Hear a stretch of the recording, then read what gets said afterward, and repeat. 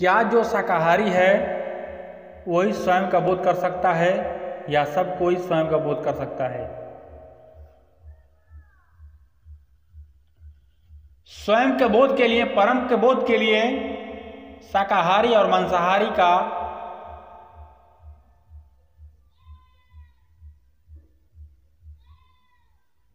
मायने नहीं रखता है। ये ध्यान रहे, खान पान, पहनावा,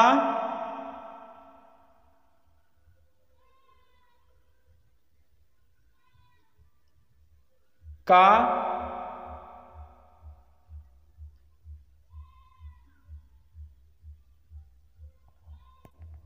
मायने नहीं रखता है।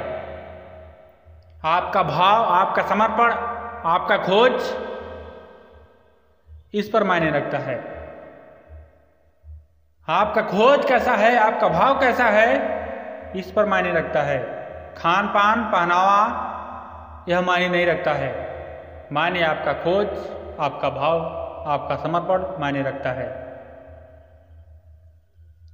क्योंकि बहुत ऐसे संत रह चुके हैं इस धरती पर जो मांसाहारी थे, फिर भी उनका खोज अद्भुत रहा, उनका अनुभव अद्भुत रहा। जैसे रामकृष्ण परमहंस, बहुत ऐसे संत थे जहां का जलवायु जैसा है वहां का वैसा भोजन कर सकता है।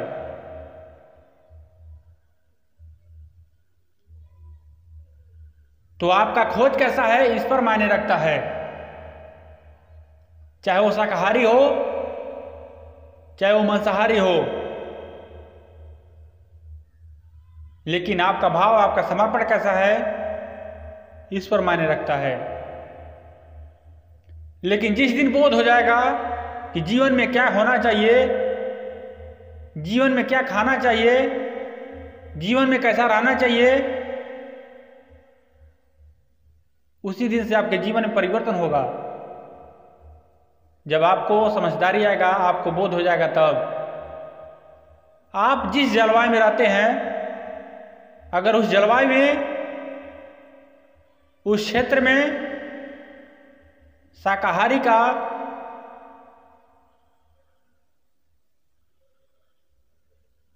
व्यवस्था अच्छे से है, शाकाहारी भोजन अच्छे से मिलता है, तो कोई जरूरी नहीं है मांसाहारी बनना। लेकिन मजबूरी है कि वहां पर शाकाहारी नहीं है, वहां पर मांसाहारी है, तो वहां पर आप मांसाहार कर सकते हैं। लेकिन परमात्मा का एहसास करने के लिए, स्वयं का बोध करने के लिए, परम का बोध करने के लिए शाकाहारी और मांसाहारी मायने नहीं रखता है। आपका समर्पण मायने रखता है, आपका खोज मायने रखता है। हर व्यक्ति को अपने भीतर ढूंढने की आवश्यकता है। उस शाकाहारी मांसाहारी की ओर नहीं जाने की आवश्यकता है, उस शाकाहारी मांसाहारी का तर्क करने की आवश्यकता नहीं है।